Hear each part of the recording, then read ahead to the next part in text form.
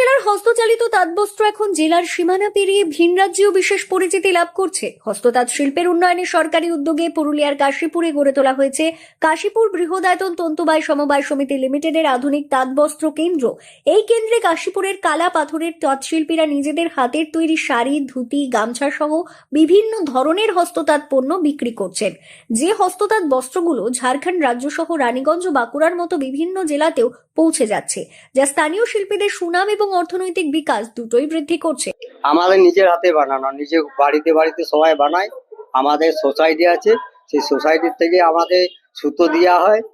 তারা বাড়ি থেকে এবারে বানায়, তারপরে আমাদের ওখানে এসে জমা করে মজুরি নেই, আর তারা জেলে যায়। আর রানীগঞ্জ যায়, বাঁকুড়া যায়, কেয়াকোড়া যায়, এদিক সব মাল আসে আমার নিয়ে যায়।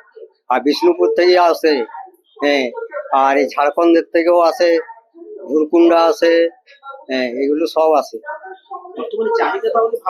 চাহিদা আমাদের আছে। এই যে এবারে আদিবাসীর বিয়ে করা হবে, তখন খুবই চাহিদা আছে। তাঁতশিল্পী কাঞ্চন রক্ষিত বলেন, বর্তমান সময়েও হস্ততাঁত বস্ত্রের চাহিদা বেশ ভালো। বিশেষ করে আদিবাসী সম্প্রদায়ের মানুষের মধ্যে এই পণ্যের প্রতি আগ্রহ দিন দিন বাড়ছে। আমাদের হাতের তৈরি শাড়ি ও অন্যান্য পণ্য এখন ঝাড়খণ্ডেও জনপ্রিয়তা পাচ্ছে। তবে কিছুটা আক্ষেপও রয়েছে তার কথায়। তিনি জানান, এখন আর এই শিল্পে অনেকেই টিকে থাকতে পারছেন না, কারণ আগের মতো আর পারিশ্রমিক মিলছে না। তবু আমরা এই ঐতিহ্যকে ধরে রেখেছি এবং যতটা সম্ভব এগিয়ে নিয়ে যাওয়ার চেষ্টা করছি। পারিশ্রমিক এখনকার তুলনায় একটু কম হয়ে গেছে, কেননা আগে জিনিসের দাম যে ছিল তখন পারিশ্রমিক ঠিকই হতো। এখন ওই জিনিসের দামের অনুপাতে পারিশ্রমিকটা কম হয়ে যাচ্ছে।